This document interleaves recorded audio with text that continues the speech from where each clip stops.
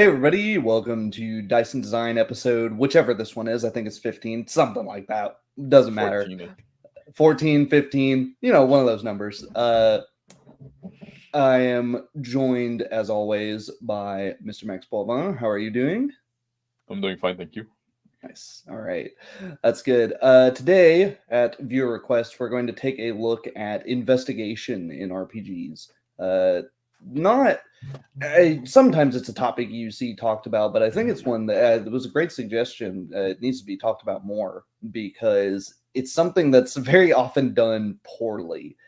You see all sorts of faux pas, which let's get into some of those. Let's go ahead and start right on it. Yeah, it's like oftentimes we see like even when you look at it's really a topic like when you look at the common advice that people say about how to run an investigation game, how to run like an investigation scenario and stuff like that. It's often like advice I'm very unsatisfied with. Hey, hello, Angar. Nice seeing you. It's oftentimes advice I find like terrible that it make a game like that's very railroady, very on rail, And I think we can do better than that. And the first thing I want to address is that in the style I like to run a game, where I like to let the player lead. I like to read to run with minimal prep and stuff like that. Say investigation can happen. If something happened in the game, somebody died that the character knew, or something, or some kind of like strange force seemed to be acting up on the world, and the characters want to investigate it.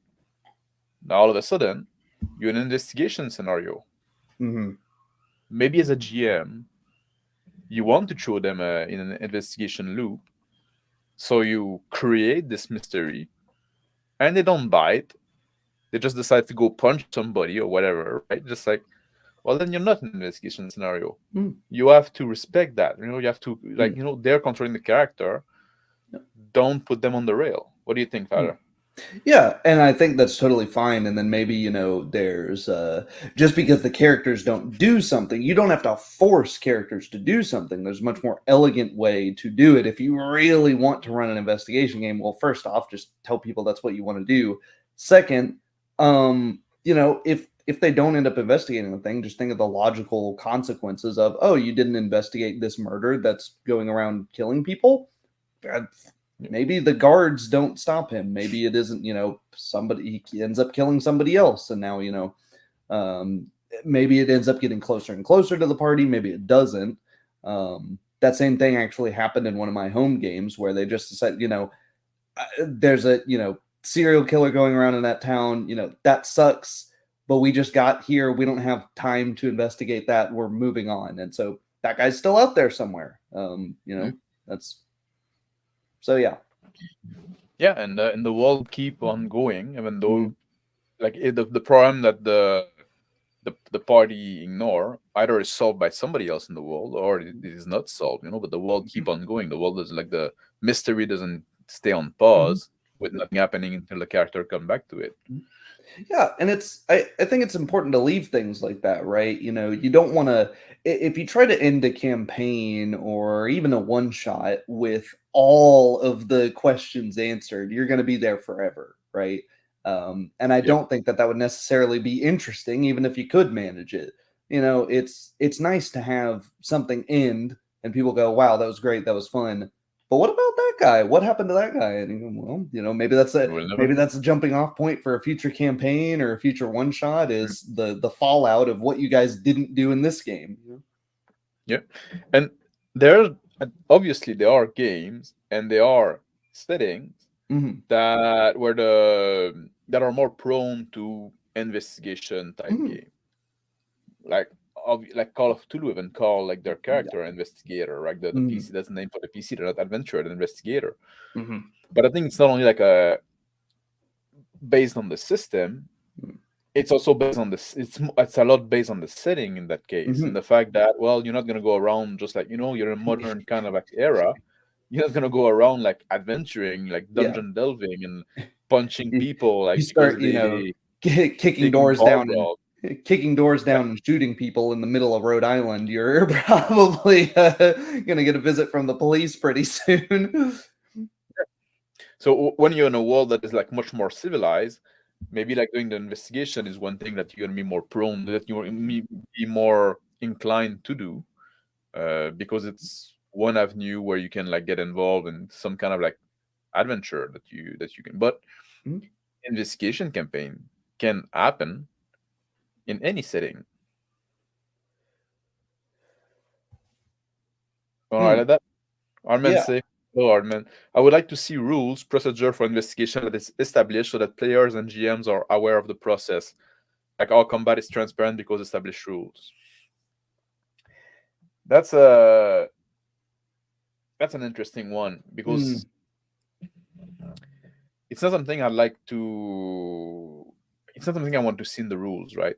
Investigation. I don't. Investigation is not something that should be resolved by some dice roll. What do you think? Or could it be? Because it's like it makes me think of a like the Burning Wheel, where they have like mechanics for mm, social combat, right? mhm, You wanna mhm. you wanna win an argument against somebody. Well, now you're gonna fill up your little script saying like, "Oh, I'm gonna do an argument," and then add an ad hominem, ad fuck ad nominem, and then I repost like a counter, like whatever, Mm, and you do like those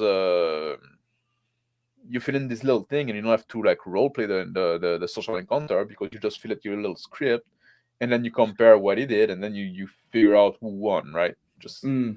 I think investigations really shine a light on the skill based RPGs, those mechanics, because then you just know that well, combat's resolved by the skills mechanic. Well, then yep. an investigation is likewise resolved by the skills mechanic. But I could see how it might be nice to have a sort of framework that you can break. Of course, a general rule of anything is once you know the rule, you can break the rule. But something like if you had something like both for players and GMs, not as a railroading thing, but as a general, this is probably how things are going to go. So you sort of know how to prepare for it, of like a gathering information. Then you confront the criminal or the perpetrator or whatever. And then go on from there. Yeah, Arnman continues. Some steps, such as deduction roll, that might be allowed if enough clues are discovered. If successful, the GM tells them they think of talking to a specific person or look in place. Mm, I, I like and dislike this. Yeah, I'm So more in the camp of dislike this. mm, I Yeah. so some modules I've seen in games that have knowledge rolls will have basically the more clues that you organically discover, the either the difficulty class of the knowledge check goes down, or the maybe it's some noble in the city has committed some crime, and it would be just like a total bullshit it, put it together out of nowhere. And it's like a DC 40 in a D20 system or something crazy. Yeah. But you find like a signet ring, and then the DC becomes, 30, and then you find a paper, with some handwriting on it, and it can become like 25, and so on. I like that. I think that could be, set the DC like unbelievably high at first and then start to lower it. That way, it gives a chance for characters that are not competent investigators. They can just do it the hard way and collect all of the evidence. For character or for players? Um, I would say for both, because if the alternative being the character is just incredibly intelligent, knowledgeable, and they're able to make these great leaps of logic just by going, do I right knowledge Mm, nobility 35 or something, and it's like, well, yeah. that signet ring is from this family, this guy is a fan of this particular artist, his paintings are on the wall in this place, or stolen from this place or whatever.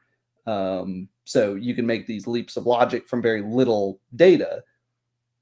Or the character could be, some schmuck off the street that doesn't know anything about, maybe he's not even from this town. He knows nothing about the local nobility. So he just he's got to take it all the way to the top and find very clear evidence. Yeah. What I dislike about that is that oftentimes it's gonna turn the game into like a list of checklists of things that you need to look into, that you need to accomplish and stuff like that. And if you have enough of them, well, it's very video gamey in my like. It's like, if you have enough of them, then it's gonna be an easy check. But if you have not quite enough, like it's gonna be moderate or hard, right? Just like, and it takes away like it's almost like turning back your player into like just human die roller. And of course, in investigation, like, because like there's this weird thing where you want to engage the player, but you have to engage with the characters. It's the character that's in the world, right? So you have like this kind of disconnect there. Hey, Shauna, nice seeing you. You have this kind of a disconnect there, where like if a character, like in the investigation, you might want to go look in this computer terminal. Then you're gonna have a skill check for your computer skill check, right? You might want to have you might want to look for tracks in the mud. Then you have a tracking skill, or so the character skills are involved in that way. But it's still the player that need to interact with the world in a sense there, right?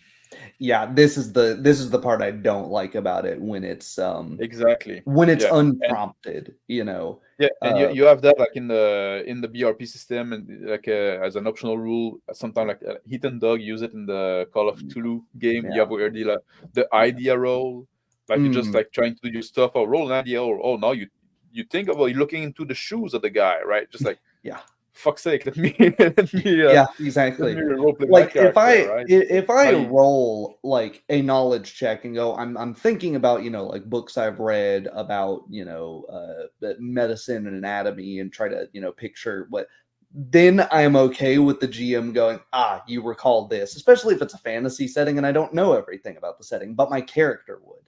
Then I've asked the GM, Psst, help me out here, without saying as much. But I don't want it unprompted, I don't. Because like, like having having the GM tell you what your character thinks or do, like Sean said, it's really lame. But I think a way you could fix this is, instead of having like a fixed, they find this that reduces 5 off of the DC, they find this that reduces another 2 off of the DC, instead have it as be a very like loose framework of, the players could go and find a witness and shake information out of them. That could be one thing that they could do. They could come up with things on their own accord, and I'll tell you, I think the investigation should never be resolved by a dice roll. You're never going to have a dice roll that's going to give you the result of the investigation. No, investigation is resolved by interacting with the world, right? You go around, you look at stuff, you talk to witness, you look for clues. And you try different things, you set up a trap, whatever. You do all kind of things. I was bringing this up as a single part of the investigation, of the like collecting evidence phase, right? Like, you've succeeded at this. Maybe this die roll tells you, certainly who it is. You have pinned it on the victim, but that doesn't do anything. The mere knowledge that this guy is the guy that did it doesn't solve the problem that he's still out there. Now you have to choose, how do you confront this guy? How do you take the evidence? If it is a noble, and continuing with this example, he might just have a lot more social and political power than you, and be able to cover all of this up, and you don't end up getting anything with it. Likewise, I think if you do take him to court, it shouldn't just be like a single, one guy rolls a diplomacy roll and then he's going to jail. That would be pretty lame. And you can be wrong in your investigation as well. You can have like but it's like, yes, you're gonna have check, but like it's gonna be check like, well, I'm trying to look for, like, I look for a fingerprint, like, and then you got like a check for that, right? Like if you say you say what your character do. It's Mhm. something specific and stuff like that. Yeah, Like you're not gonna have a check just for I look for clue or I look at, yeah, yeah, well, tell me what your yeah. character You need does, right? Tell me like yeah. you look I look on the desk. I look So you know, yeah. So be a I little think more our point specific. is you need a fairly robust skill system, right? Because if your system is like I'm gonna trash on Dungeons and Dragons Fifth Edition real quick, mainly because I see people try to run investigations in that system and they gutted the skill system. So Yeah, like it's what perception. are I people do? love What are perception. people doing? They're rolling, perception, and Yeah, they're rolling the equivalent of sense motive, and that's pretty much it. And yeah, if mechanically you're only rolling, this is kind of the benefit of a crunchier system that has more stuff to it. Is that okay? Maybe you can roll a bunch of different stuff. You don't you very rarely feel like because I mean watch those actual plays where they're doing an investigation in a game that doesn't have that many skills. It's usually one or two characters making all of the rolls, and then the other three, standing there yeah. waiting for combat to start. But that's what I'm also like. I'm not a big fan of like trying to have like a investigation game. I say like I say, if investigation happen, if the character want to investigate Mm, something, then give them the room and mm, give them the tools to do so. Give them the opportunity to do so, and then you feed like you don't have everything planned because you don't know. Like maybe just somebody got killed. There's a dead body there. You're out on the mm, scene. No, oh yeah, well, maybe we should look into that. Now they decide that okay, mm. then you can feed them and you create it as you go and you listen to the suggestion of the player as well. You integrate them in the so maybe he did like he came up with a good idea, made a good role and stuff like that. That become okay, it's part of it now we're committed to that, we're building onto that. You make the like keep the character, Mm, be co-creator of the world, like mm. of the event, right? So Yeah, you let them lead, you follow what they say, you integrate it in the mystery, in the actual mystery. yeah. I mean, because very often you will end up in a situation where you can get a GM that's frustrated that people don't want to go on their murder mystery, uh, especially if you haven't pitched it as such to the players. This happens like in the middle of a campaign or something, and then they're like, "Dude, you just showed me like some guy's vaporized, unidentifiable corpse. I don't want to go after that guy. That guy sounds really dangerous. I'll stay in my lane." And even if you were planning on doing that, oh, there's a murder on the loose and stuff like Mm, that, or the character yeah, is gonna try yeah, to catch him, and they decide not to, mm, well, maybe you can still like use that and to some extent. Well, oh, now the murderer think that those character are witness to something because mm, like the hook that you throw that they yeah, didn't take, mm, now like, oh, now they're maybe the loose end in the eye of yeah, this murderer, and now they go after them, and now it's not an investigation game, now it's a yeah, pursuit. It's a yeah, it's a chase in a mm, sense, not necessarily like a high pace, high action one, yeah, a game of cat and mouse and stuff like that. So it's a different thing.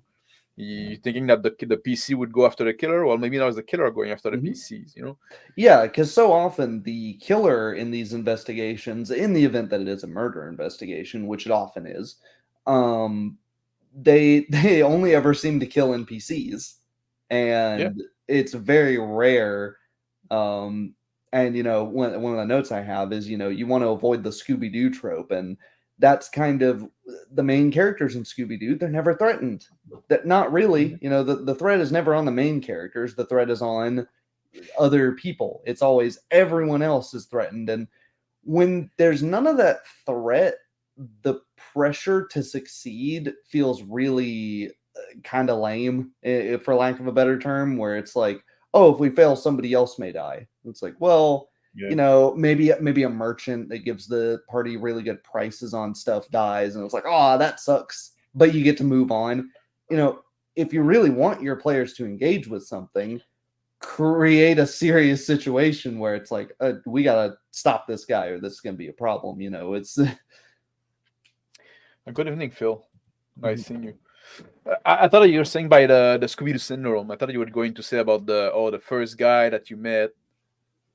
He's gonna be like the first guy that you met that was like denying the problem or whatever is gonna be the bad guy, right? Just gonna be oh yeah, and the tropey, mask reveal, yeah, like, uh, you know, Yeah, that's true, but it's they're fleeing from something that it always in the end is like, this is just some random businessman. He wasn't actually a danger at all, and it's like it's just. I mean, if that's the tone, great. But if it's supposed to be Yeah. a committee who actually murdered someone, then maybe don't do it like that. Don't. I think if you're going to do an investigation, it's definitely not a time to pull your punches, right? Uh, If you want the to reason set I, it up as a serious murderer, right? the reason of the episode was that too is they were using the same Reuse animation. Yep. they were using Yep. the animation all the time. Yep. Yeah, Hmm. yeah. And another reason why I don't like when you come to the table with like, oh, okay, this is gonna be a mystery and stuff like that, Mm. right? You plan all the story. Oh, and there's gonna be this murderer. It's gonna be this guy, and then the character is gonna have to find those clues and stuff like that. Then you turn the experience into, oh, guess what the GM thought of kind of game, right? It Uh-huh. doesn't. You're not in role playing anymore. Now you're just like in Mm. this guessing game, right? Mm. And I think that's, you know, it's not. You can do it in a Mm. role playing game, right? But it's not Mm. the strength of the role playing game. Now you're just like into the into like this. I created this mystery in my head, and you have to unravel it, and you're no longer in the mindset of your character trying to figure out the mindset of the Mm. GM. Yep. So Yeah, I've seen that happen a lot. And I've even seen it lead to people getting frustrated and just going around. That it can create the murder hobo syndrome. People complain yeah, about murder hobos, but it's like if you're GMing like that, well, eventually a guy who's frustrated and can't find what he's supposed to be looking for. A lot of times they'll just go, all right, I kill this guy. It seems like he did it. yeah, Oh, it wasn't that guy. Well, I go to the next guy, kill him, and then just because you're not thinking as a rational human being anymore. You're just bashing your head into a puzzle. So you really need to be able, as a GM, to allow players to come up with different solutions than you came up with. Um, I know Justin. So when you reach that point, you'll know that you're catching up. Yeah, mm, we acknowledge you. Let us know when you're up to mm, date. So mm, yeah, avoiding like this guessing game. I think mm, like you see like when we about to touch those topic, right? Sometimes mm, I go online and look at what other people say, like the common knowledge, right? And mm, that's what I'm saying. I say like I often get frustrated by the state of the discourse, right? Because people say that they say like, oh, plan more than plan more clue than they need and stuff like that. But it's like, yeah, you're just like creating a railroad. I, You're just creating like those this series of checklists that the to, people has to go through, right? to be honest, I don't really plan clues at all. I just know I know what is the problem, what's the crime this person has Yeah, committed, who is yeah, it, where does it happen? That's pretty much it. yeah. Because Maybe like maybe you think of some weird things like the guy did it with magic. The guy's a yeah, mage. That might be a tip off. But I'm not thinking like there's that signet ring thing. It's just something I totally made up off the top of my head. So why in the middle of a game would you not be able to totally yeah, make it like, oh yeah, the guy is a noble. He probably would have a signet ring if one of the players looking around for stuff that might have been left behind.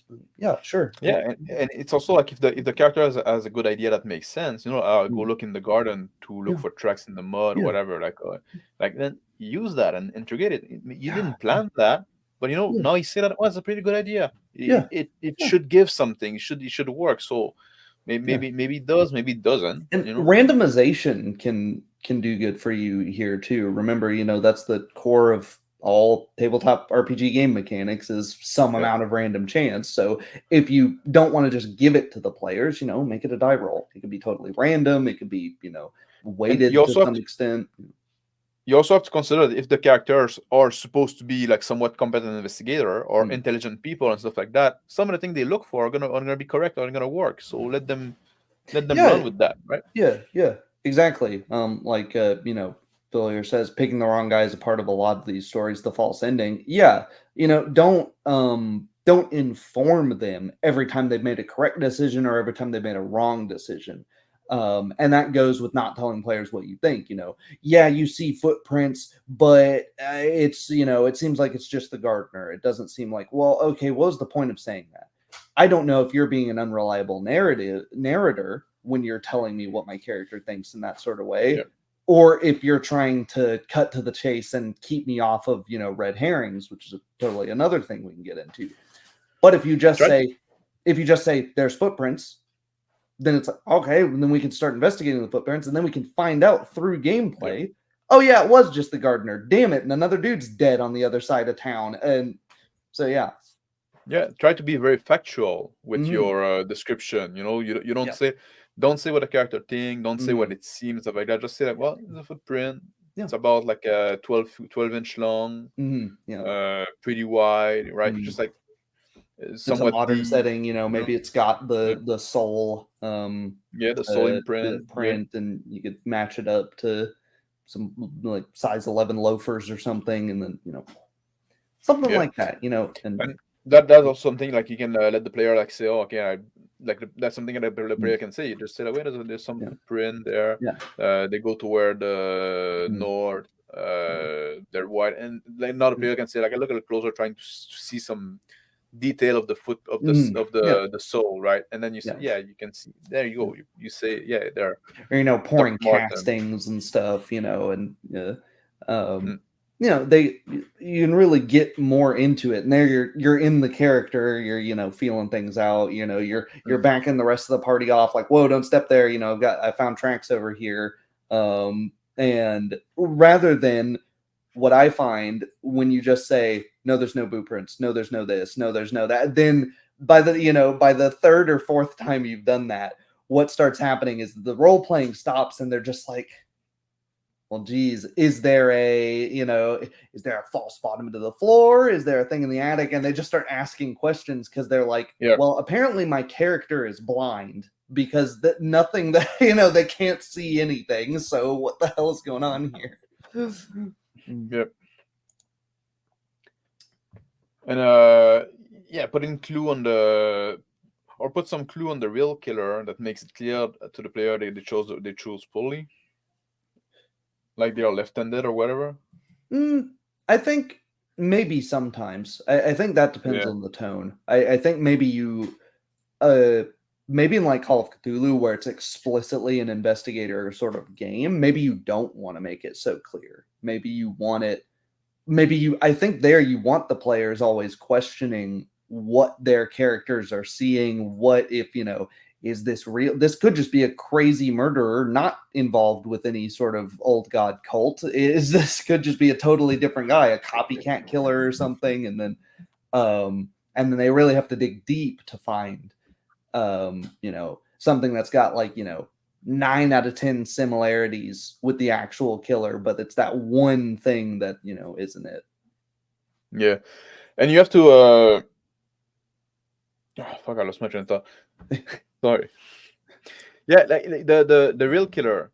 Mm. You might like even as GM, you might even not know from the get go, but you play along as the character go and stuff like that. And then at some point, if you think they did a pretty good job and stuff like that, and they have a suspicion and stuff like that, yeah, they're right. And if they have tested it, and if they ignore stuff, and if their investigation is not logically consistent, then well, you got the wrong guy, I guess. You can like or maybe then you can just do like a lock roll and behind the screen or Yeah. whatever if you want. Maybe they end up getting the right guy, but when they're filing their police reports, the police are like, "What the hell? Yeah, We have we can't figure out what crimes this guy's committed. You just killed a random dude. So even though you were right, now you're having to go to court cases, or yeah. maybe If you're you just have if you thrown have in police and jail. stuff like that, they Yeah. they, they might have their own investigation on their end and say Uh-huh. like, well, this guy got an alibi that's pretty Yeah. strong. Have you looked into that? And they say, Yeah. well, no, we didn't. Well, No, we you just kicked the should. door down and shot him in the back of the head, and it's like, well, that doesn't look too Yeah, great. yeah, So think of the aftermath as another thing. If you are doing prep work, I would more, think of those sorts of things.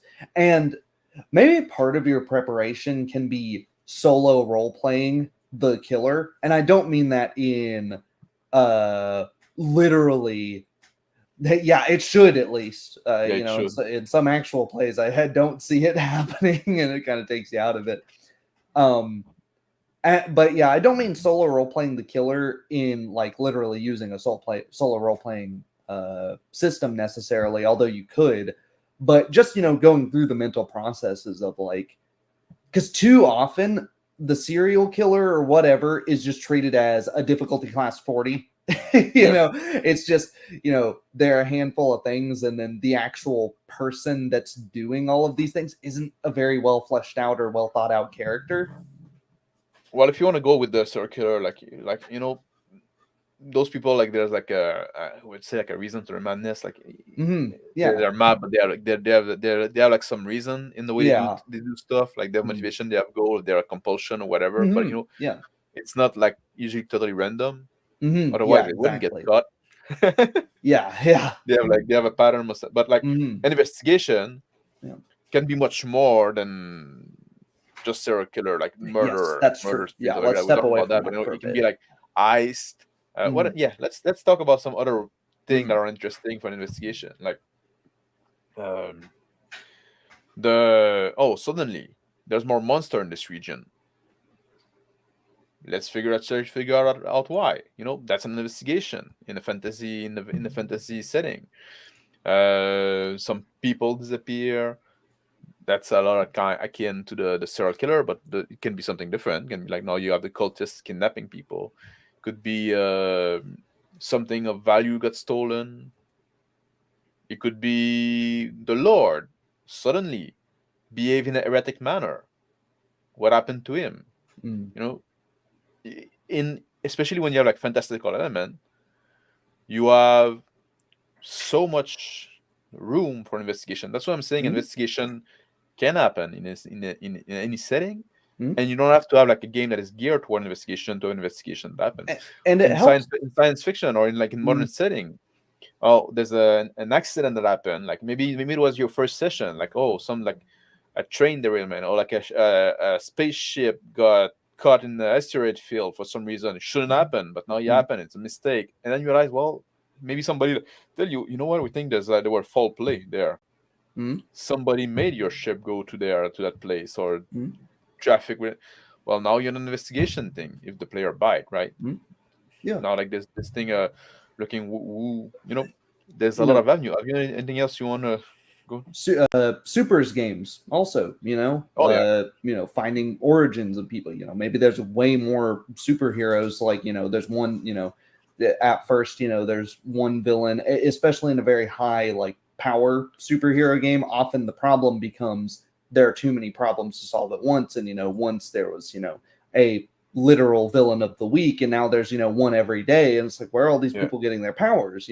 Maybe they're not killing people, but maybe they're doing petty theft and all sorts of stuff. Like proposing like, how is the Lord seen in two plays at once? That's interesting as well. And in general, think about the exactly.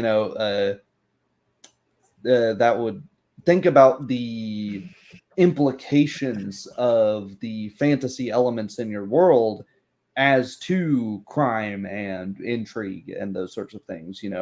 Somebody mentioned divination magic earlier. Did I start it? Yes. Arman mentioned, spells that see into the future, divination, augury are in games, but we need spells that see in the past for area of effect and limits for time pass. Well, you have like speak with the dead and stuff like that as well. Like, that's oftentimes like, who killed that guy? Well, let's just ask him. Speak with the dead and exactly. So it's things you need to consider about it. And I think in a good world, you have if let's say the bodies are all cremated in the area, weirdly enough, then that could be a sign that it's like, oh, maybe this guy knows something about magic because he knew we would attempt this. So you start narrowing it down by the things that you can't do rather than the magic that you can cast, or something along those lines. If people can just commune with their god, if people can just commune with their god and go, I know it was that guy. Maybe that's okay, but maybe now the issue becomes, well, the judge doesn't follow that god. The judge doesn't like that god. Maybe the judge doesn't even think that god exists and thinks you're just some crazy schizophrenic person. That's, like, so yeah, just in general, you need to think about the way the world Yeah. works in these things. But like, Justin was saying that like Clue is the best role playing mystery game, right? It's just like, but it's right in a sense, right? If you have like this pre-written mystery that the people try to solve, that's what you're doing at that point. You're basically like playing Clue, like, oh, was Mm, it like Mrs. White with the candelabra in the mm, in the ballroom, right? Just like, and then you just have to figure out, like, to tat around until mm, you found the right, that you check the right box, right? He's right, like he's saying that in a goofy way, I guess. And because like Clue is not really a role playing game. mm. You play a role. You have like this Yeah, little character that you are, yeah, Professor yeah, Green or whatever the name, stuff like that. But you're not getting into the mindset of the character. You're not like, you're just yeah, like trying yeah, to play this board game, and you're just yeah. like asking question, right? That Mm, are, not talking, talking from player to player. And oftentimes that's what those mystery game turn into. mm. Yeah. You have any other All, context you think you can see mystery that's interesting? How do you get into a mystery? um, I think like history of the world building things could be a thing. Like very often there's all the giants disappeared, and it's like, Yeah, well, what happened to those are them? And interesting. Yeah. maybe that's a thing. The characters. It's not a particularly like high stress investigation as compared to a lot of the other ones. It's just like an interesting thing. Maybe it leads to a lot of money. Maybe it leads to maybe it does lead to a high stress thing, and you end up uncovering some ancient threat that they all died to seal away, and you weren't supposed to go and fiddle with it. There's lots of different things you could go into with that. Hmm. As far as especially because if you have an adventurer that is an archaeologist or something, I could see that happening in Call of Cthulhu as well. Somebody's an archaeologist. They're like, what happened to the Toltec people or the Olmec people? Some of these South American, and then you could get into some of the old god stuff as they start delving into it. So yeah, there's I think there's that as well. Yeah, that can be an interesting one. An earlier Mm-hmm. relative, a party member, be Yeah. accused of a crime, and that's especially can be useful if a player is going to be on vacation, is going to be away for a few weeks, a few sessions, whatever. So, well, Mm-hmm. maybe a character is going to be like in custody, and then we're Mm-hmm. going to try to find proof to clear his name, right? That can Mm-hmm. be an interesting one. Mm-hmm. Yeah, and A good if reason. you really do want to, if you really are insistent on having your players do an investigation, I suppose that's a good way to do it too. Have some, or have it happen as they pass by, and one of them's called, hey, you're a witness, you're a suspect, get over here. And then now they either have the choice of being a part of the investigation or being on the run from the police. So they still have a choice. It's not full railroading, but the choice is a little more tempting one way than the other. Yeah, yeah. So now that we have like a, okay, let's say we succeeded in establishing a mystery, and or the players want to investigate, decide like, oh, you know what? Maybe we should look into that shit. Maybe we should Mm, go try to find people that would know, right? Because that's all it takes. That's all mm, it's. Oh, maybe we should go look to the library and stuff like that. And I should go. How do you go about allowing or facilitating as a GM the investigation scenario? Like, they're interested in that. They want to know more. They want to research that thing. They want to figure out stuff in the world. How do you go about that? I think there's a lot of ways, and I think it really helps if you want to run an investigation scenario and you don't have proactive players. You're in for a really bad time, unless you are a Yeah. frustrated author and you do just want to tell your players a story. But if you want, if you're more R style and you're more reactive GM, then they will need to be doing the investigating, right? And I Mm. think something that really helps with that is just having a timeline, right? Having in a week, another person turns up dead. In days, this section of these tunnels collapse and they block off an ancient mural that would have given them some information about the history of these people. Have things where the players have to go do things. Otherwise, there will be things that are just blocked off from them, and they will just have to take a stab at the dark. Yeah. If Um, you have like a, if you do as I suggest, and you let the player lead, and like mm, they're into an investigation because they mm, want to investigate something, because their character want to mm, figure out something in the world, right? It's not because yeah, you, the GM, tell you, "Yeah, we're gonna do an mm, investigation yeah, scenario," and then all of a sudden they need to find a reason. No, just like mm, you created a world, there's stuff happening in the world, and now the character in this world want to figure out stuff about the world. The stuff in the world change or are out of the norm, and they want to figure out what's causing it, what's the cause behind it, right? Then it already like imply that you have somewhat of a proactive player. So mm, that's good. that's That's true. something Yeah, taken care of. yeah, Having time pressure, having the world keep on going and stuff keep happening in the world is always a good thing. mm, But if the player want to investigate something, I think you need to leave them some room, some time to do so. If yeah, you that's keep true. like sending action scene after action scene, Yeah, they want to travel to the city where the sage is to ask him mm, some question about something. mm, They want to go to the library. They want to go, but every time they try to go somewhere, now like there's thugs driving around and trying to shoot at them, and then yeah, the character has to get cover, and they never fucking make it to the mm, library. Then they're never gonna get the information they need. They're not mm, gonna get in this next step in the investigation, right? They're always like distracted by some yeah, emergency, mm, like, oh, there's people getting killed right now, right? yeah, Like I said, oh, yeah, we're investigating. Like, no, there are all those monsters coming around. We mm, don't know where from. Let's try to figure it out. But you mm, always like throw those monsters at them that are mm, happening, right? If the characters are interested in doing some investigation, give them some rooms to yeah, do so. Don't always yeah. like show fucking emergency in their face. Yeah, like it shouldn't be a comical amount of pressure. Yep. It shouldn't be, at a certain point you're like, geez, or is just that is half of the population of the city, under the control of this killer, or what's going on? Yeah. And or how fast does this killer move? They just killed another dude in, 2 hours on the other side of the city, and and you don't have a good reason for that. Maybe that is also part of the clue, though, is that it's like, oh, well, that's like impossible for someone to do. This guy must be a wizard or something because he can teleport, or if he's a superhero, or a supervillain, that's one of his powers or something like that. But yeah, you should give some time for sure to do some of the slower stuff. You don't want, controlling the pace is a tricky thing. It's sort of both players and the GM can control it.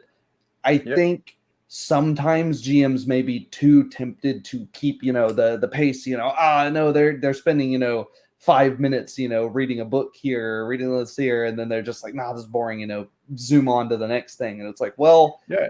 you know, It's like if you look at a in a way like as a movie, right? Not mm, every movie has same pace. Some movie mm, are like those Marvel kind of movie where like so yeah, like explosion all the yeah, time and stuff like that. Like a blue big laser like pointing at the sky, and then you have to go punch the guy that are at the base of the laser, yeah, right? That's your investigation. That's the level you have, right? But some movies are like, I don't know, like Casablanca, right? or or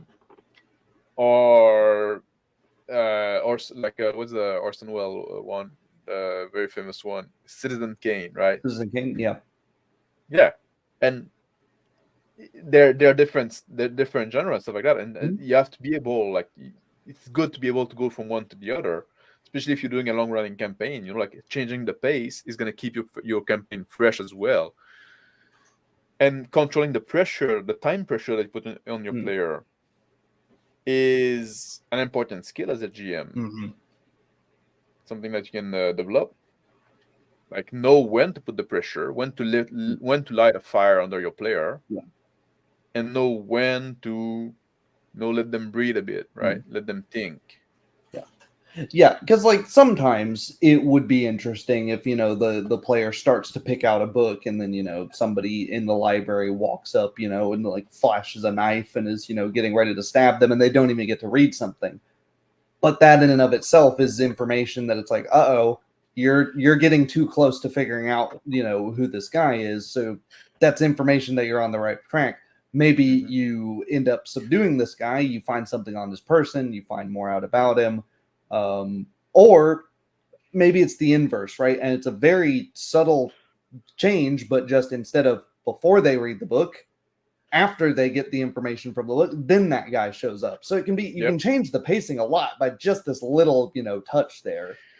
And it's also about like gauging how engaged your player are and how into the investigation they are. Like because if they are like into like looking for clues and they seem to they're still active, they're still in character, they're talking to each other in character, they're trying to figure out a plan, they're trying to figure out the next step, and they're still engaged, the dialogue is still going. Let them go with that, right? Let them figure it out. Don't go and do the mask off moment and all of a sudden the bad guy reveal itself, like, oh, you look for 3 clues and all of a sudden, haha, it was me all along, and you like, and then it resolves to a fight, because now you just like rob the players from the satisfaction of figuring out themselves using their brain, right? And or from the role play and stuff like that. You just like give them a silver platter, and now we're just gonna resolve this mystery to combat again, right? Just like not everything has to be solved with combat, especially if you're not in D&D. Yeah. And, maybe once the guy figures out that the party is on his tail, he's left town. They've, maybe he has no real reason to stick around. It might be that, they figure out all the clues, they figured out who it is, and they go ask around, and it's like, oh, that guy, he just, he headed out, and 3 days ago to, God knows where. And it's like, God damn it. Well, now they thought the investigation was done, but now they got to go track the guy down, and it leads to sort of another type of investigation, finding out wherever this guy went. And what a good practice would be to run this investigation type scenario? That's a good practices. When the character are on the right or wrong track, right? Oh, I see. Yeah. I think having just in general, when things start to speed up, it's generally because whoever it is or whatever it is aware that the party is getting close. Somebody's hot on their tail. Or things just go silent, the other way. The guy, you don't have any murders for a long string of time because the guy's, instead of murdering, he's out spending his time, covering up his evidence. And so it way slows down. So I think usually when the pace changes, that's a sign that they're getting closer to what's correct. And if things are just sort of happening as usual, and it's like, well, yep, another week passes, another guy drops dead. Another week passes, another store gets robbed. Another week passes, and you're no closer to figuring anything out. That's another sign. Without telling your players, you don't think that information's any value. It's just like, man, we're not getting closer to it, and that can be, that can be frustrating, especially to a good character when there's a toll in bodies. Yeah. And what if a trail goes cold?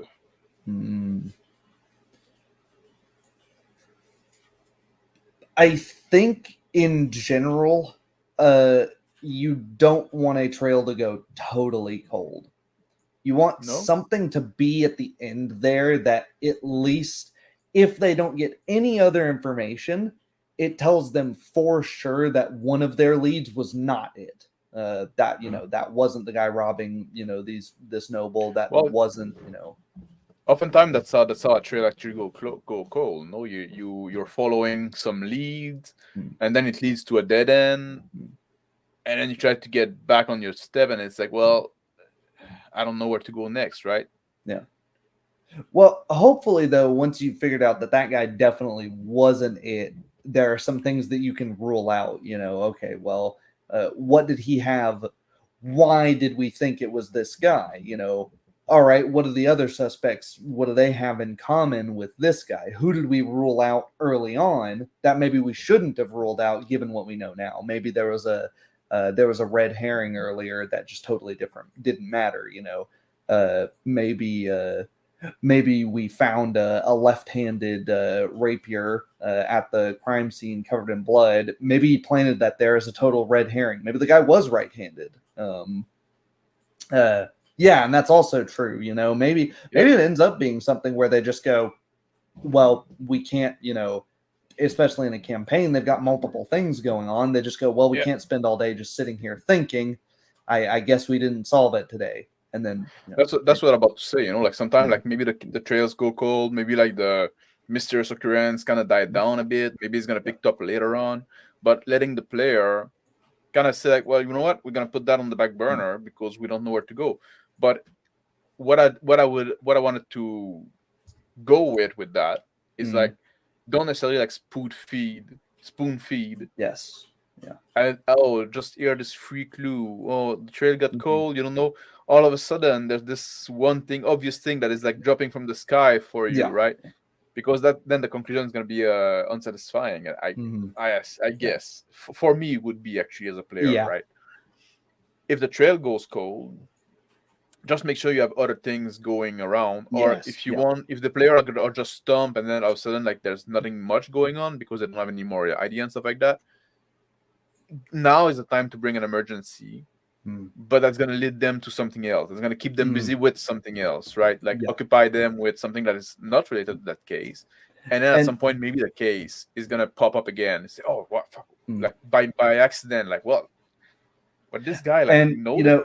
you could even tie them into each other. Maybe the thing that Yeah, shows that's up what I'm saying. away, is, maybe it turns out, it's their employer. An employer gives them a job somewhere on the other side of town explicitly so that they're not at the scene of the next, murder or robbing or whatever. And Yeah, then they're like, eventually maybe they start to put together, man, it's weird that these things always happen the same day, we go get a job at the other side of town to, or something like that. yeah, They start putting things together. So yeah, it needs to be organic, right? yeah. And you can have like those story that kind of like embrace, like mm, one, like, you're gonna work a little bit on this one, then oh, we did what we could here. So we're gonna do some other adventure, some other like other cases that are smaller and stuff like that, and then at some point we're gonna go back to that, right? Something else happened, mm, it pop up again, right? yeah, That can be interesting in a campaign, right? Just like you have mm, like this overarching plot that you're working toward, but you mm. have to work towards slowly, and you have like Yeah, other maybe things that are one of the things I think is cool to do is, you find out that this guy that got murdered, it was from like it was, you bring this up to the government. And you know, I don't do this super often because that's like a struggle for GMs. It's a thing that you like. You don't want to do it all the time. Otherwise your players are just knowing what you're going to do. But Mhm. something that I've done in the past that I should probably do again sometime, which is, I like when the murders lead to more political conflict, which is to say Yeah, that, like, you find out the guy murdered where it's like, oh, this is an expat. And it's like, oh, the guy that got murdered was a spy.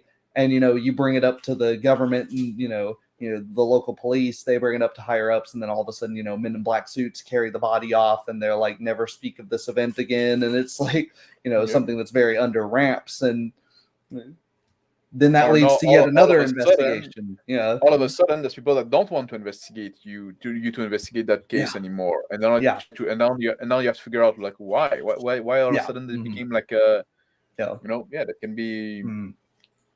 can be one thing as well. Mm. What about the red herring? Oh, red herrings. Yeah. Red herrings. I feel like in literature and in other pre-written media, we have, the red herring as like it's kind of a hallmark of investigations where it's like, well, you've got to have some red herrings. Otherwise, it's like, I would say don't have them at all, but be very thoughtful of your placement of the red herrings.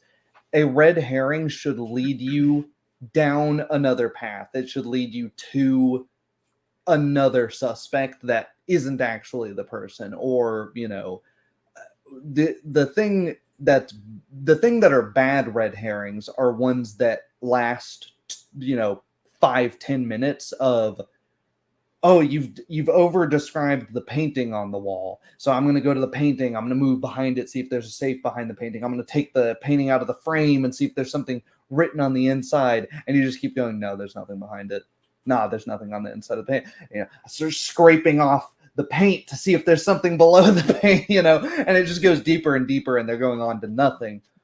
The red herring should lead them somewhere, right? Yeah. Yeah, we should branch out to something else at least. Mm-hmm. That remind me, like, you're talking about the red herring. It remind me of the when Agatha Christie was writing those novels, right? And she was like very popular, like crime novelist.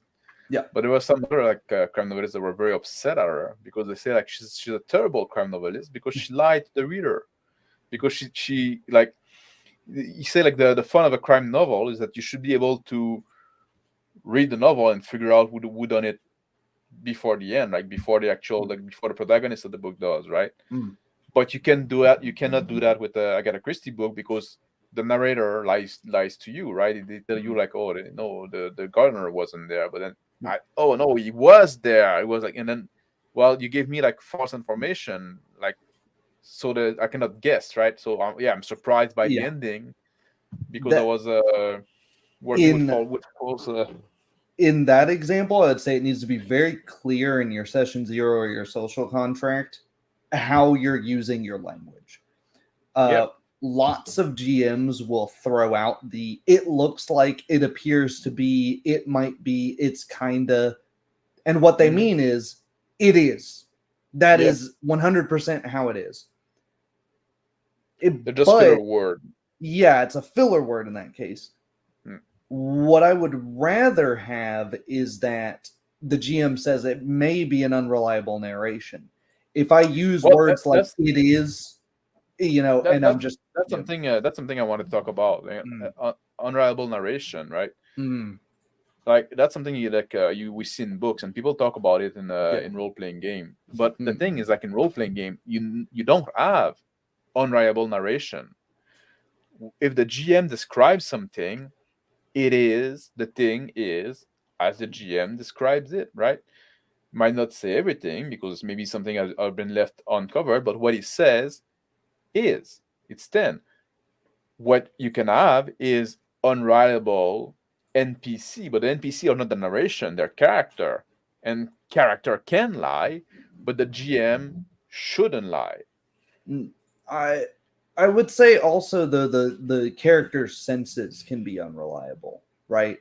If you fail a perception check, I may not necessarily tell you that you failed it, right? Especially if it's something like a hidden check, I'll tell you exactly what your character sees.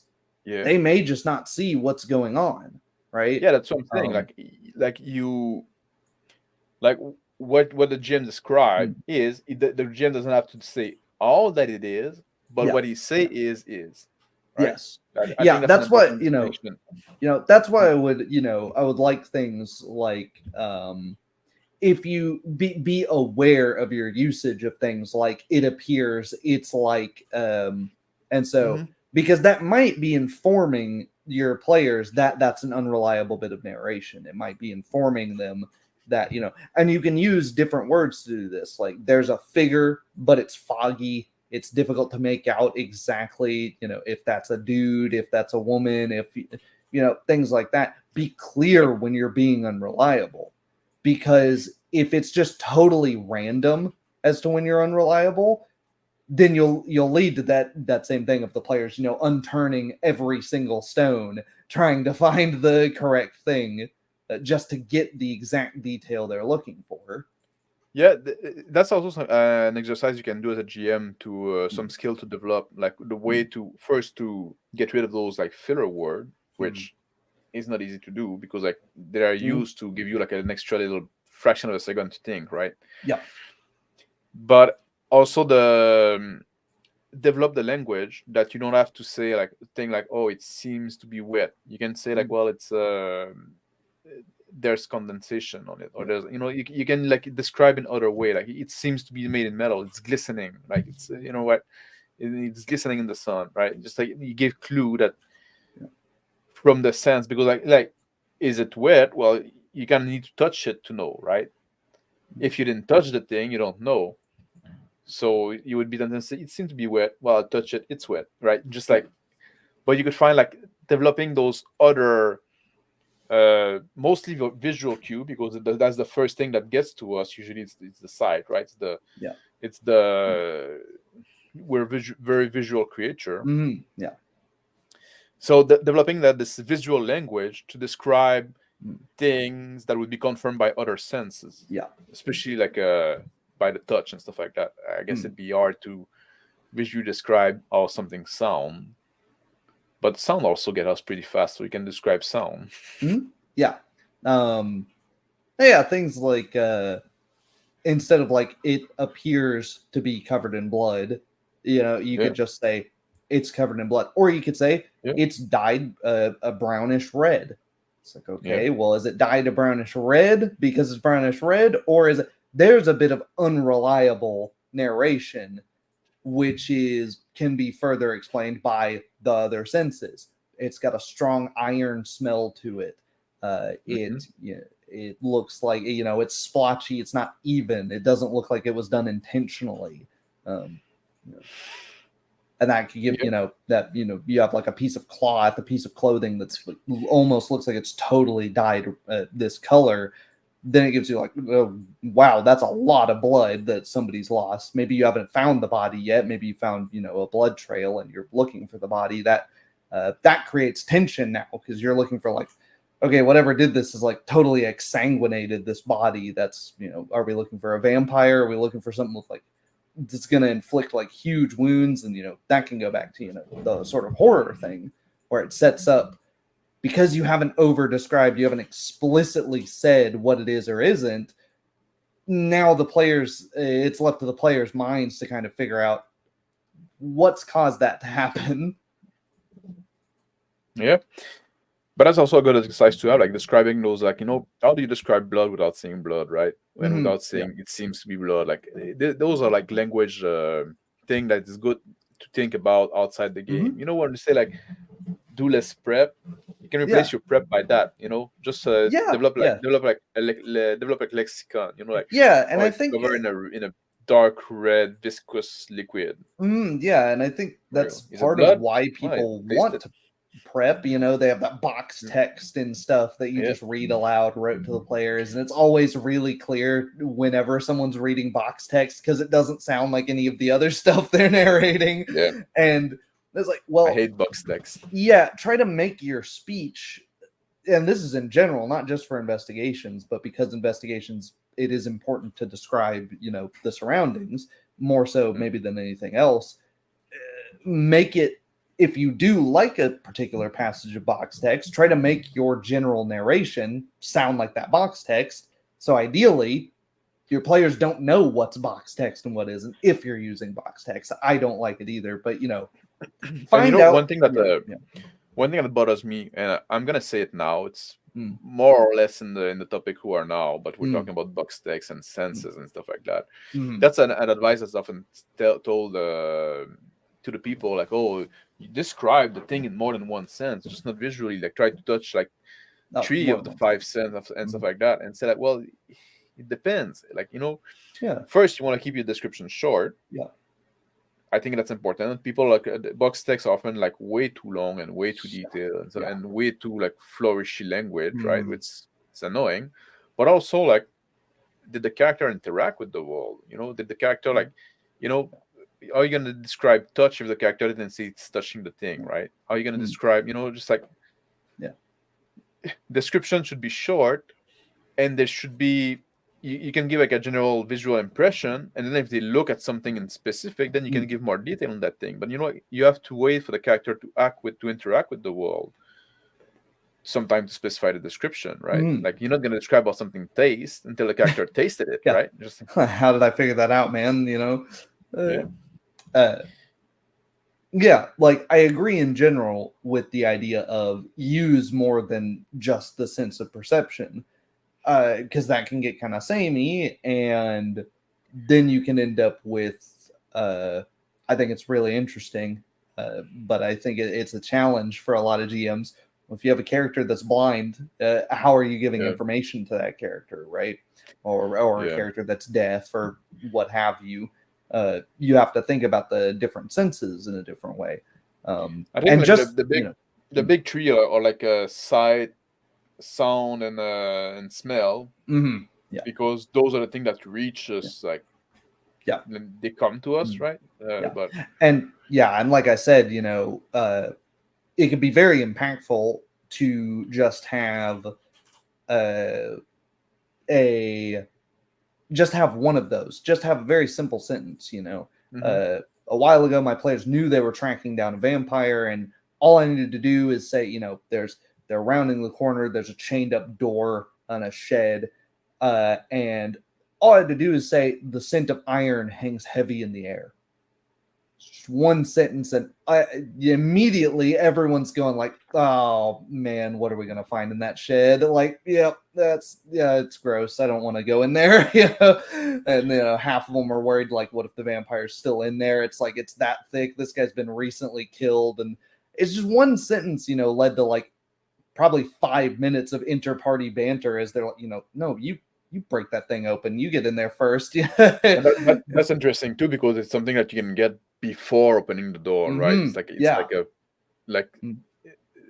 sound and smell can go Mm-hmm. through some wall, right? Yeah. So that's also something that to for like to for foreshadow, I guess, in Mm-hmm. almost in a sense, right? Yeah. And likewise, Uh, it gives a sense of recency. If they yeah, smell the blood, then it must have been pretty yeah. recent, because it's not So dried something you out can or anything. it's also something you can have in the dark. So yeah, Mm-hmm. I guess those are Yep. interesting as well. Yep. And likewise, if instead you smelled like rotting, you smelled, sulfur or something like that, it would tell you, oh, it's probably been a while, Yeah, yeah. All right, that was a bit of a tangent on using the senses. I think it's related, but a bit of a yeah. tangent still. Yeah. The other thing I Yeah. want to say is about the investigation. It's not just about stuff. It's not about like looking at clue in a room and stuff like that. Mm-hmm. Investigation role playing game should be a lot about social interaction, Yeah. talking to NPC, Mm-hmm. talking to witness, talking to suspect. Mm-hmm. Because that's it's a big part. The social interaction is a big part. You don't want to make it like those adventure game, like I said, like you just use rope on Yeah. shovel, it does nothing. Use rope on doorknob, it does nothing. Use it does something, click, right? People like Mm, run the investigation game like that, right? mm, No, you look at stuff, yes, and you let the player like contribution, the player idea stand if they're good and if they fit with the world, right? And then you fucking talk to people. That's what people do. That's what, like, yeah, look at those police show, right? Police yeah. procedural show. Mm. They go talk to people, and that's what make it It's interesting. yeah, and it's like the first thing they'll have one guy, if something's happened and they're still not sure what's happened, they'll even to today, even if you're not running an old timey, 1920s, investigation like in Call of Cthulhu, if you're running something modern, they'll still have cops in an area Yeah, walk door to door, knock on people's doors, and go, "Hey, do you know anything about this hit and run? Do you know anything about the shooting?" yeah, yeah. And then you have like people like like you interact with people. They get Mhm. nervous. Maybe Yeah. they lie. Maybe they say that. Yeah. That can be interesting to role play as well. And that's a good point to not have the single roll decide something. Like say you Yeah, have something like a sense motive or um, some sort of like ability to tell if someone's lying to you roll. Not having the thing just entirely determined by, oh, you can tell that the suspect is lying, that's the guy, boom, investigation wrapped up with a single roll.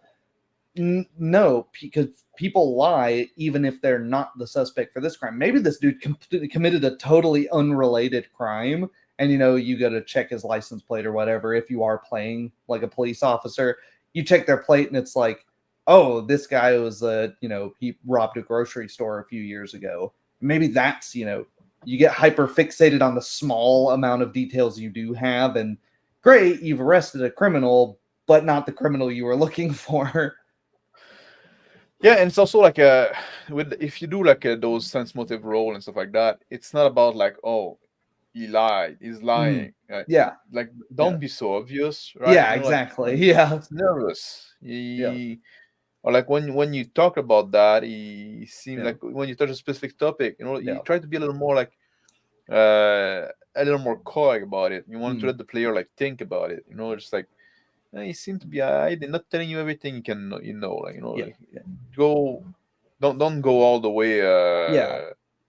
Oh, Maybe, he's lying. he doesn't seem to be lying. It seems like he's not telling you everything though. Yeah, And um yeah. Or he's maybe just you know, uncomfortable, or he's maybe just this like guy that's pissed and he just slams the door in your face. Maybe he's got nothing to hide. He just doesn't want to talk to you. yeah, You know, yeah, um, things like that. And then, um, other than just talking to witnesses, it can also be talking to, in the event that you're not playing a cop, or nobody none of your players are playing a cop. It can be talking to the cops. It can be the other end of the thing. Hey, there's if there is any, maybe you're playing in some sort of tyrannical like cyberpunk dystopia, and maybe the players don't want to report it to corpsec or the police or whatever, because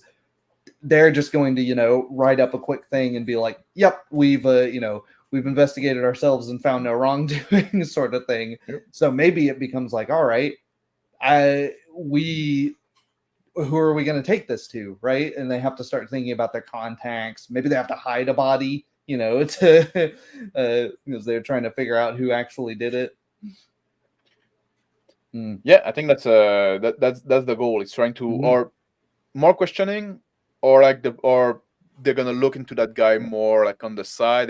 Maybe they're just gonna leave, say, "Oh, thank you for your time, thank you," Have a nice and then day. they're gonna look at the background check, or keep an eye on that guy, do some surveillance like that. It lead to more action than just like it lead to more than just a conclusion. It's not a dead end, right? It's not like oh, there you go. No, there's something. Yeah. It's a seed for more. And the other thing I wanted to say about social interaction, when the character are doing investigation, like in Call of Duty thing and stuff like that, they want to go to the library and stuff like that. Maybe they find a book about something, right? Having them read a book, that's not engaging gameplay. Yeah. Well, you read the book and you figure that out from the book.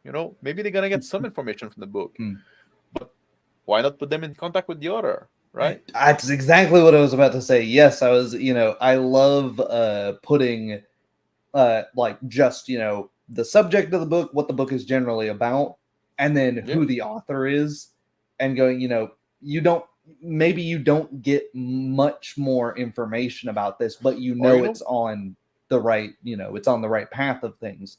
Well, you can go contact the author, Maybe it's an old book, right? Yeah. And the author would be long dead. But then they go look for it, and then the page have been painted black. Yeah. For the information you're looking for. Now, are you gonna go try to look at the previous people that rented the book from the library? Or like have them in contact with people that would know. Yeah. It's gonna be much more interesting than having them read through a website or read through a book, right? Yeah. It's gonna be much more like engaging for the role play session. The book and stuff like that can give you like partial information. Yeah. So it doesn't feel like, well, that was a waste of time, since that's fine. And it also lead to, well, oh, this other guy got access to the book before, or this guy wrote, like, page torn down, stuff like that. That's a much, in my opinion, it's much more interesting, and lead to it feeds the mystery as well. I had a great time playing a city guard in one of the games I play in, and we found a guy murdered, and we were talking to some of the suspects in the cells, and one guy just wasn't talking at all. He was wasn't getting any information about him out of him, but I could tell he for sure knew something.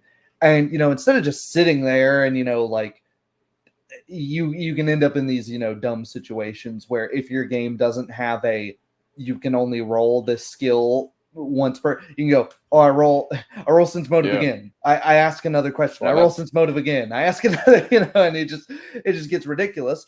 I just go, yeah. oh well, maybe I go to the next cell over and go, hey, who is this guy? I find out some more information about him from one of the guys in the gang that he knew. And then Yeah. he goes, oh, he's got a wife and kids. And it's like, now I go back over and I go, hey, you don't want to talk to us? That's fine. Maybe I go give your wife a visit tonight. Now all of a sudden this guy's way more willing to talk, or even if he isn't, we do go to his wife, find out what his Yeah. wife knows about things. Yeah, that's an important thing to remember as well. Like when you Yeah. interact with people, and it's important like in role playing in general, but it's especially important when the character are Mm-hmm. into an investigation. Remember that the people you talk to are people. They have Mm-hmm. life, Yeah. they have goal, Yeah. they have interest, they have fear. Mm-hmm. They are complex people, and those goal, fear, interest, life can get in the way of Mm-hmm. your investigation in a thousand different way, and that Mm-hmm. makes it interesting. It makes the world feel much more Yeah. living. It make it feel like more like a real place. Mm-hmm. Yeah, and in this case, that wife didn't know. It was a really awkward moment because we went in all macho, kicked the door down, and we're like gonna interrogate the wife, and the wife's like, the turns out the wife doesn't know her husband's a criminal, and we're like, oh, this is really awkward. We didn't want to break the news to you this way. Well, let's still see what kind of information we can get out of this, And it felt really bad. It was like a genuinely touching moment there, and it could have been totally spur of the moment. Could have been something totally made up on the spot, and it was still something that stuck with me. Months later, um, and yeah. So it doesn't. You need to remember that the random witness isn't just a clue to be checked off on a spreadsheet. It's they and if that wife did know, maybe she wants to protect her husband, not because she's in on the scheme or something, but just because that's what she wants to do. And you can end up with it's very messy. I think it should be way more messy than it actually is. That's another thing that in avoiding the Scooby-Doo trope, right? The Scooby-Doo at the end, they pull off the mask, they find out, oh, it's that guy, and it's like, that's it, wrap it up, next episode. But it should be messy, right? You should go to your witnesses and find out, yeah, this guy did rob that store, but the guy who owns that store has maybe even committed worse crimes. Maybe it's maybe you end up finding out everything through the investigation and go, actually, we don't want to report that to the police because, yeah, this guy committed these crimes, but he's, it turns out this is a vigilante that we've, found out that's dishing out the justice in his own way or something like that. And then you become accessories to crime. Yeah, exactly. And it becomes a totally different thing, Yeah. Yeah. Is there like a Yeah. anything else you wanted to add on the topic of, or should we try to wrap up? Um, Is there something we think we missed? We didn't, or people in chat, if there's anything you want to yeah. talk about, like you have a few Mhm. minutes before we're wrapping up. Because I think we can also like try to summarize a bit what Yeah. the conclusion that we drawn tonight, right? Mm-hmm. Yeah. For me, like the big thing I'd say, right? My big point when I talk to investigation is like an investigation can happen in any setting, in any game, right? Mm-hmm. And you have to let it happen when it happens. When the players want the character to investigate something, well, you're in an investigation scenario. Don't necessarily try to force an investigation on them. Mm-hmm. If you try to present this plot hook where like, oh, there's this mystery, and they don't buy it, well, they're not interested in that. So come up with something else, right? Change your idea for something that they're gonna buy. Leave them some rooms to the investigation. If they want to look for stuff, do the research and stuff like that. Don't keep lighting fire under their ass, right? Yeah. Give them time to talk to people and to go check places and stuff like that. And remember that it's not about like trying to guess what is in the GM mind Mm-hmm. for the player. And that it's, remember, like social, Yeah. the social aspect of investigation is, it's what it's where the juice is, right? Yeah. It's where the meat, like interacting with stuff, looking at place, looking at, that's Mm. good and necessary, but talking to people and having them be people is going to be what's going to make your investigation feel much more interesting, much more Yeah. memorable, in my opinion. Hmm. And Anything else, Tyler, you want to likewise, add? yeah, don't over describe. Give very clear Yeah. descriptions, but don't, give multi-page long descriptions. Because either that's going to tell your players immediately, well, that's probably a clue, or that's a total red herring, and they're going to spend 30 minutes wasting time on it.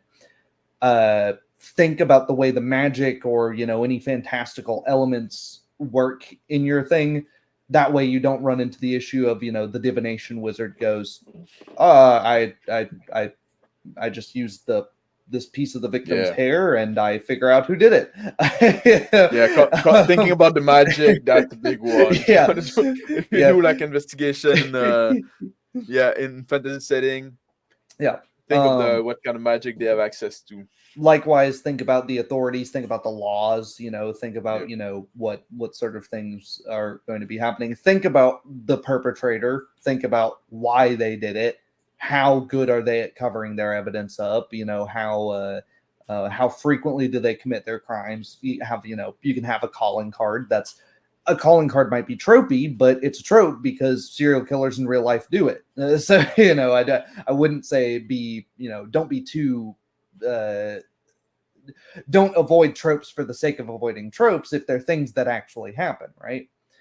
Um, yeah, I think that's the bulk of it. I think if if you keep those like 10 or so things in mind, you should be pretty well equipped to make a pretty solid investigation. It might also, if you do really want to run an investigation, you could keep in mind if it is relevant to your system, to uh, tell players to make certain characters or make characters a certain type of way, right? If they tell your characters not to super pigeonhole themselves into making a super Combat dumb monster. walking brute that all he Yeah. can do is fight because he's just going to be sitting there doing nothing all the time. Or Yeah, if they that's do a big make part that, of the setting and the kind of like, but also yeah. I think as a GM also, like, because like you say, if you want to make an investigation game, like I said, if you want to facilitate an Mm. investigation game, right? Because like I don't believe you should be making an investigation game like investigation happen, because you create mystery, right? Yeah, yeah. That's the thing. We create problem in the world, and it's the Mm. problem it's on the characters to solve those problems, right? We don't come up with the solution as the GM. You say Mm. like, well, this thing happened there. Maybe you Mm. do Yeah. know what is the cause. Maybe you don't. You can figure it out Mm. as the player, as the character, figure it out, right? Yeah. As the player, figure it out. That's always my big advice, is like, let your player lead and let your Yeah. players be co-creator of the scenario, of the story, of the world, and so that. Don't put them on the railroad. Mm. Even if you give them like, oh no, you can go to the path A or the path B, this branching path. Mm. Maybe there's even a path C. Well, Mm. still you're still on the Yeah. railroad, right? You're on Yeah. the railroad with a few like lane change, but then at Yeah. the end Yeah. you're gonna end up at the same goal, like, Mm. or maybe you're not gonna reach it, right? You know what I mean? Yeah. Like, yeah, Yeah. Just lay uh, out a few facts, right? Like I said earlier, this is the perpetrator. This is what they've done. This is how long until they do it again, barring you other might not even circumstances. know who the perpetrator is. You might even Yeah, not know when, maybe, right? maybe. You just say like, this thing happened. Maybe sometimes you don't even know that there's a mystery. Like, Yeah. Uh huh. that's something that happened. You're like, oh, like, there's a bunch of monsters that keep Yeah. showing up. Like, Mhm. and then one player say like, who the fuck is sending those guy out? Like, oh, Yeah. how come the Yeah. orcs, like, who the fuck is giving those weapons to the orcs? The orcs always scared. Yeah. They have like those Yeah. nice weapons. Who the fuck gave you like those weapons to the orc? Yeah. And if you're You didn't if think about it as a GM, but now it's a mystery. It's and a mystery in if the world, and the character wants to solve it. There you if go. your You're the character. players are thinking like this can actually be a great thing to do with random encounters. Random encounters can, if you roll them in a Yeah. certain way, they can feel totally random and weird. And if you have good, what I would call good players that are thinking about it, they're going to go, why the hell do we keep finding orcs in the sewers? What's one? Why are we in the sewers? But maybe they're in the sewers for some reason, and they're like, why do we keep this? Is weird. What's going on here? But that's also like almost a thing you say, like you mentioned random encounter, and if you say like roll random encounter, that's almost like a reason why I don't like rolling a random encounter, because if the players know that you're rolling random encounter, they disengage. They just say like, oh, just like random encounter. Maybe you want to roll them, but do it in a way that the player don't know that you're rolling. You're just something that happened in the world. Because if the player know you're rolling, then there's not going to be this question like, how the fuck we keep encountering? Oh, you just roll orc on the table. There's the mystery is solved. You rolled orc on the table, right? So that's another thing, like another point against those encounter random table. If you want to use them, do it discreetly, or like do it in secret or whatever, right? So the world feel more organic, right? And now like you saw orc on the sewer. And I think there. I don't know. You figure it out. Yeah, on this note, I think something you also don't want to do, you definitely want to avoid. You want to avoid this in general, in my opinion, but more than ever, you want to avoid the quantum ogre with the investigations. If you've got clues that are moving all over the place, oh, well, this dead body was supposed to appear over here, but the players are over here, so the dead body's actually appeared over here, and that can get just ridiculous, and if you want the murder to happen close to the players, have that be a thing. Maybe this murderer is or whatever it is. I keep going back to murder because it's the common one, but maybe have it that the killer is following the players, and they get off. Maybe they get off on that thrill of making a kill happen in plain sight, and maybe that's the thing. But don't have it be at a fixed location and then go, well, they didn't go there. Okay, it happens over here instead. It's just you'll create problems for yourself down the line where they go, wait, wasn't that supposed to? Yeah, and don't turn your role playing session into a clue session. If you want to play clue, you can play clue. There's nothing wrong with that. It's a fine game. Yeah, but it's okay. It's a totally playable game. No, there's a. So I hope this is going to be helpful for some people out there. A bit of a slower night tonight. What do you want to talk about next week, Tyler? We next week's probably is going to be like the 21. It's probably going to be the last episode of the year. Yeah, because we're probably gonna. I assume we're not gonna do one between like Christmas and New Year's. Yeah, I will be. Yeah, I will be quite busy. Yeah, I was thinking since it's the last episode of the year, maybe we can talk about wrapping up campaign, wrapping up campaign and retiring character, or like wrapping up character arc. Yeah. Kind of do like this, putting a hand on thing, kind of like that'd be cool because I'm currently wrapping up a campaign right now. I'm wrapping up two campaigns actually, so one I play in and one I run. So I think that'd be cool. Yeah. All right, then that's gonna be the topic for next week. That should be it. So it will be. All right. I'm going to do the close. I did the opening. Thanks everybody who is watching live. Thank you everybody who watches the replay.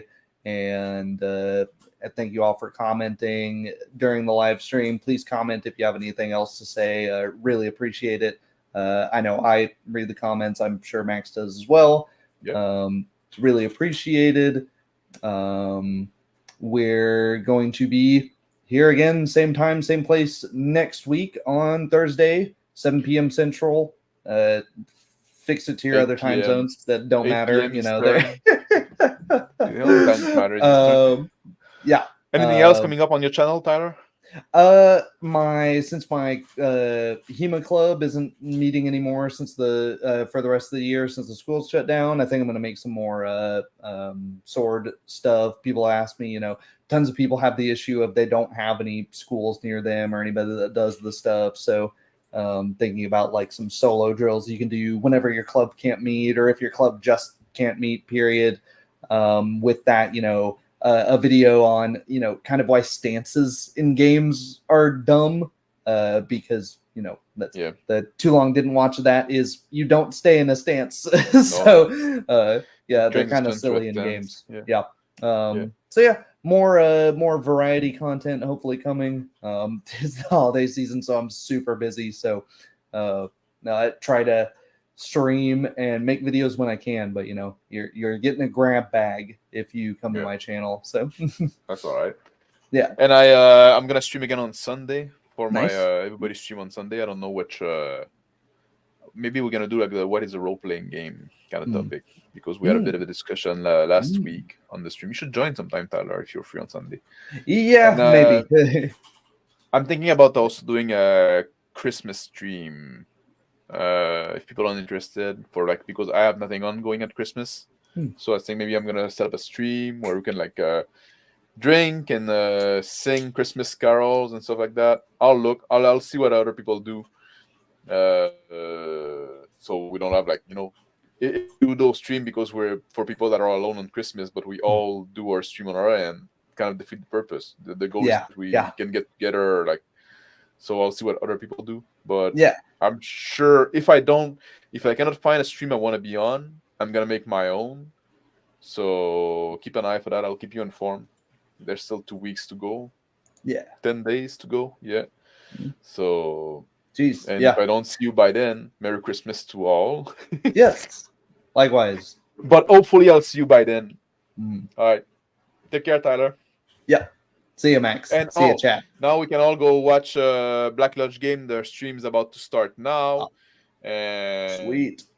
don't miss out. It's gonna be a good one. Yeah. What? Didn't go as long as they normally do, I don't think.